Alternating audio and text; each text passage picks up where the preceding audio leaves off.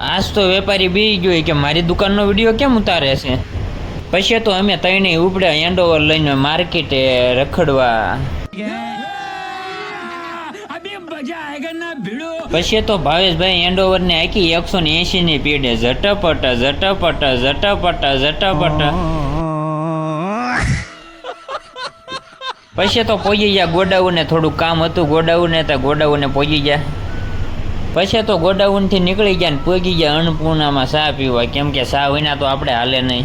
પછી તો અમે ત્રણે પી લીધી ચા ના બંધાણી છે. જો આ બે જ્યાં ચા મળે ને ચા તો પેલા પીવાય. પછી તો કરી નાખી હેન્ડઓવર ને પાર્કિંગ ને હવે જવાનું છે વિટીઓમાં. પછી જવાનું છે બીજા માળે, એટલે દાદર તો ચડવા પડશે, પણ દાદર ચડી ચડીને તો મારા પગ દુખવા માંડ્યા.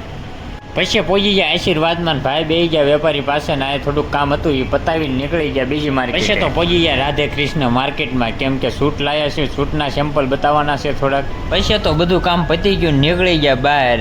પછી તો ભાવેશભાઈ હેન્ડઓવર ને કાઢી પાર્કિંગમાં જ બહાર, હવે જવાનું છે બીજી માર્કેટે.